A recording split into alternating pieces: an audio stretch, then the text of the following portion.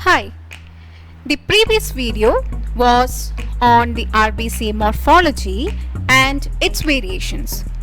In this video, we are going to discuss about the normal values of RBCs and its variations. So let's begin. Now, the normal values of RBCs are usually expressed in millions per cubic millimeter of blood, that's the volume. So in the case of males, the normal value ranges from 4.7 to 5.9 millions per cubic millimeter of blood. In females, it's slightly lesser. It is 4.2 to 5.4 millions per cubic millimeter of blood. And in infants, it ranges from 5.5 to 6 millions per cubic millimeter of blood. Now, the first thing you have to note here is that RBCs are usually expressed in millions because it's the most enormous type of blood cell. Okay. Next comes the platelets and then comes the WBCs. Platelets are usually expressed in lakhs and WBCs in thousands. Next, we'll see the variations in the number of RBCs. First, we saw the normal values. Now we'll discuss about the variations in the number.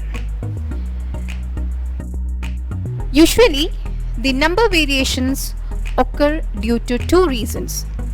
It may be a physiologic reason or a normal reason, and it may be sometimes due to pathologic reason or abnormal reason. So, normal or physiologic reasons where the body tries to adjust or adapt to a new situation and is usually a temporary change, and such variations are called physiological variations.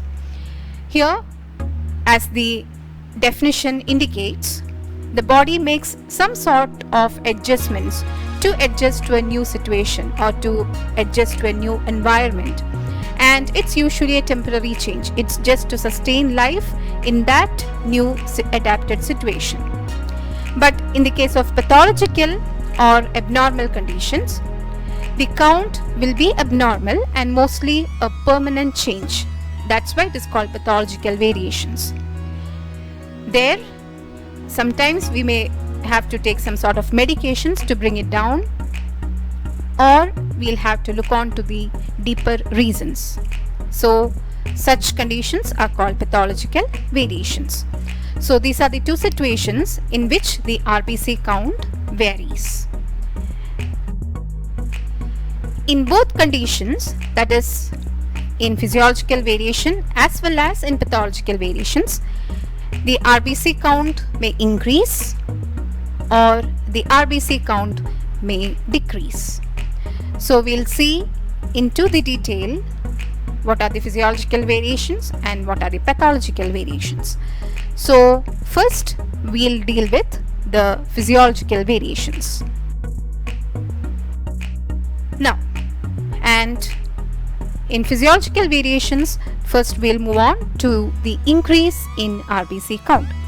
What are the physiological conditions or what are the situations in which the RBC count increases normally? And as I specified before, it is a temporary change. It's just to adapt to a new situation. And generally, the increase in RBC count is expressed by a term which is called polycythemia. Polycythemia is increase in RBC count. It's a general term. Okay. So I told previously that in physiological conditions as well as pathological conditions, there will be an increase in RBC count or there will be a decrease in RBC count. So whether it is physiological or pathological, together we called an increase in RBC count situation as polycythemia. Now, physiologic polycythemia or physiological polycythemia is a marginal and temporary increase in RBC count. It's just marginal. It's not a drastic change or drastic increase in RBC count. It's just very marginal and it's temporary increase. And now we'll see what are the conditions in which there will be physiological polycythemia. The first condition is age. It's high in infants and growing children compared to adults. So in the normal values we saw that for infants it's 5 to 6 or 5.5 to 6 millions per cubic millimeter of blood, whereas in the case of males as well as females it's like from 4.5 to some 5.5. The infants are having a slightly greater count compared to adults, and there are two reasons for that increase. The first thing is that infants and children are in growing stage, so their metabolic activities will be high in the body, and this increased metabolic activities in the body will demand more oxygen. In order to meet that increased oxygen demand, the RBC production in the body of infants and children will be greater compared to the adults. And the second reason for increase in RBC count in infants compared to adults is something related to their bone marrow, the activity of bone marrow, about which I'll be discussing in another topic. So these are the two reasons why RBC count is greater in infants compared to adults. The next condition is gender. So it is high in males and low in females during the reproductive ages. Now, what do you mean by reproductive age? In the case of males, the reproductive age starts almost in the 15th year. That is, spermatogenesis, the process of formation of sperms, will start almost by the 15th year, and it may extend up to 50-60 years like that, 50-60 years like that. But in the case of females, it is somewhat restricted, like the starting of menstrual cycle, that is the period from the starting of menstrual cycle, which is called menarche, to the period of ending of menstrual cycle, which is called menopause. That is, or the period in between those two milestones is called the reproductive age in females, because females will be able to give birth to the next generation in that period only. Males, they'll be having a little more greater years provided their health is normal. So whatever it is, that time period is called the reproductive age, and in those years males will be having a greater RBC count compared to females, and the reason is the action of hormones.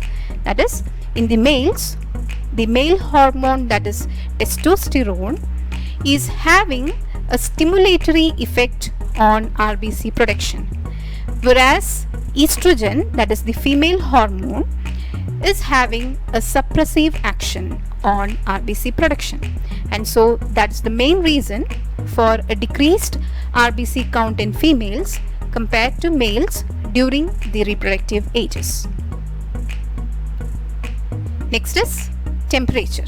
Temperature, or that is increased temperature, usually increases all the body activities including production of RBCs. And after meals, RBC count increases slightly. It's not a drastic increase, it's just a slight increase for the need of more oxygen for metabolic activities. Then high altitude. So as altitude increases, the pressure of air decreases. It's just the opposite. And as the altitude increases, the pressure of oxygen in the air decreases. And so a condition called hypoxia will be developed in our bodies. As we climb the high altitude, like if we go to a hill station or a hilly area, we may sometimes experience breathlessness or shortness of breath. And that is mainly due to the decreased oxygen content or decreased pressure of oxygen in that air. And it will create a condition called hypoxia, that is decreased oxygen inside our body. And what happens is that this hypoxia will stimulate our kidney. Now you may think, what's the role of kidney in RBC production? The thing is, kidney releases a hormone called erythropoietin, and this hormone will stimulate the bone marrow for the production of RBCs. So from this you can think of one thing, that is, the people who are living in hilly areas or hill stations will be having a greater RBC count compared to those living in the sea level area. And the reason is the same, that is, those people living in the hilly areas or hill stations will be initially experiencing hypoxia, and since those people have to adapt to that high altitude or hilly station situations, their body, especially the kidney, will release erythropoietin, so the bone marrow will function greater than the normal, and so RBC production increases. And this increase in RBC production is just temporary, that is, those people, as far as they stay there in the hilly areas, the RBC production will be greater. When those people come back to the sea level area, the RBCs, the excess RBCs will slowly break down, that is, hemolysis of RBCs will take place, and the count will come back to the normal range in those people living in the sea level area. It's just a sort of adjustment. Then comes muscular exercise. So when we do exercises, that time also we'll be having shortness of breath, and it will create hypoxia in our body. Now, in this condition, this hypoxia, instead of stimulating the kidney to produce erythropoietin, will increase the sympathetic activity, and increased sympathetic activity will lead to the release of adrenaline. It is a neurotransmitter, at the same time it is a hormone. And what happens is that adrenaline will stimulate the spleen to contract, and contraction of spleen leads to the release of RBCs into the blood. Now, you may think that when we go to high altitudes or hill stations, hypoxia develops in our body, and it will stimulate the kidney to release erythropoietin, so bone marrow will release RBC. Bone marrow will produce and release RBC.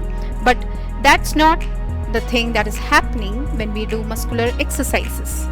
Now, what's the reason for that? You may think like that. The reason is, when we go to hill stations, we are staying there for some particular period of time, like for some 1 week, 2 weeks, or a month, a year, etc.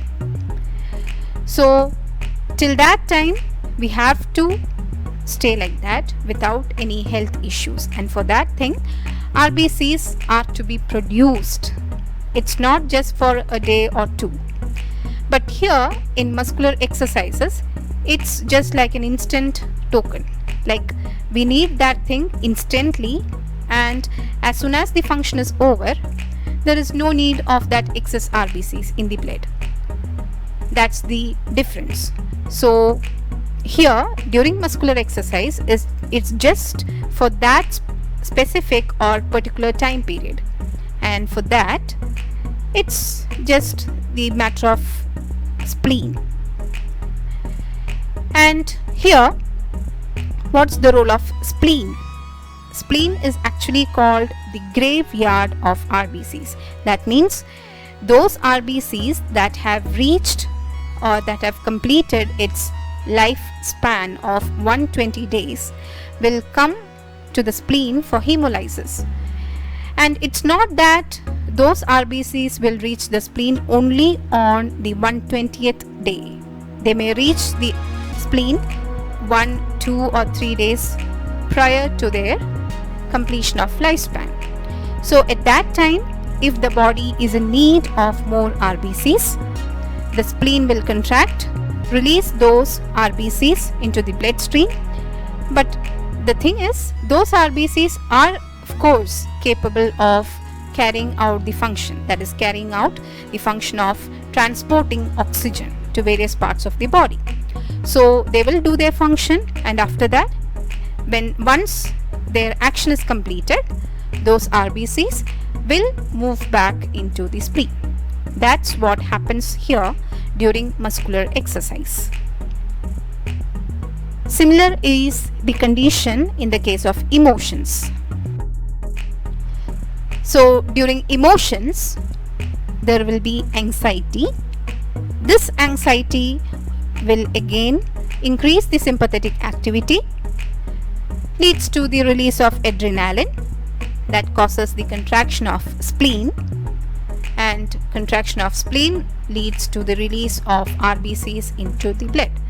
And once the anxious condition is over, those RBCs will go back or move back to the spleen and wait for their completion of lifespan. So these are the conditions or the physiological conditions during which RBC count is increased. Next is about the physiological decrease in RBC count, and it occurs in conditions like high barometric pressures. Now, in the previous slide or in the previous context, we discussed about the condition, that is increase in RBC count, when we move to the high altitude areas. It's just the opposite when we move towards the interior or like into the deep sea, where the pressure is extremely high. So in scuba divers, the RBC count will be slightly decreased than the normal due to hemolysis of RBCs. Just think about a condition or a situation in which your body gets squeezed through something that is unable to withstand. So we'll be experiencing excessive pressure on the external part of our body. And what happens if that pressure increases? We'll have many sort of discomforts like shortness of breath, increase in heart rate, like that. Similarly, if this pressure increases, if that squeezing pressure increases, there are chances that the blood vessels may break, or even due to this excessive squeezing effect, the RBCs will start to break. So that's the condition that occurs in scuba divers. It's not like if a person goes for a deep sea diving just for once or twice in his lifetime, the thing will be like decrease in RBC count. It's not like that case. It's in the case of those people who do this frequently. That's why I clearly wrote that about scuba divers.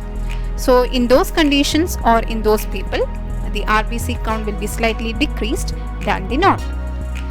So these are the physiological conditions or physiological variations in RBC count. And the next is about the pathological variations. Again, we are discussing about the increase in RBC count as well as the decrease in RBC count. Now, once again, I am repeating the same term, that is polycythemia. So physiologic polycythemia or physiological polycythemia is a marginal and temporary increase in RBC count. And abnormal increase in RBC count is called pathological polycythemia. abnormal and it is slightly a permanent increase in RBC count. And pathological polycythemia is again divided into two types as primary pathological polycythemia or primary polycythemia and secondary polycythemia. And there will be an increase in RBC count, that is abnormal increase in RBC count above 7 millions per cubic millimeter of blood. We know that in the case of adults the maximum limit is 5.9 millions per cubic millimeter of blood. So if the RBC count goes beyond 7 millions, it is considered to be a pathological polycythemia condition. Now, primary polycythemia, which is otherwise known as polycythemia vera, V-E-R-A, vera. And it is mainly due to the malignancy of red bone marrow.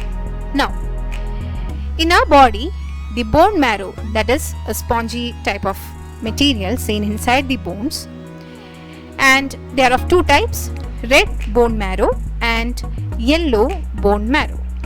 It is the red bone marrow that produces the blood cells. Yellow bone marrow is made up of adipose tissue. And if the red bone marrow gets cancerous or becomes tumorous, it will lead to the condition called primary polycythemia or polycythemia vera, that is malignancy of red bone marrow. And there will be persistent increase in RBC count above 14 millions, and it is also associated with increase in WBC count above 24,000. The second condition is secondary polycythemia, that is, it is secondary to certain pathological conditions. That is, secondary polycythemia is a condition where the RBC count increases due to certain other situations that already exist in our body. It's not a direct effect, it's an indirect effect of certain conditions that already exist in our body, and those conditions are respiratory disorders. That is, the person might be experiencing some sort of respiratory disorders, and as a side effect or after effect of those respiratory disorders, there will be increased RBC count in their blood. That is called secondary polycythemia. Now, it's not only the respiratory disorders that lead to secondary polycythemia. Congenital heart failure, that is some sort of heart failure that arises from the birth itself. Then chronic carbon monoxide poisoning, repeated mild hemorrhage, etc. So these are the conditions in which RBC count may increase indirectly. It's not a direct effect, it's an indirect effect. So these are the two types of pathological polycythemia. And the next is the pathological decrease in RBC count, about which I think everyone is familiar, and the term used to express the decrease in RBC count is called anemia, which is a blood disorder caused due to decreased RBC count or hemoglobin content. And there is a detailed video on anemia which will be coming very soon. So stay tuned and thank you.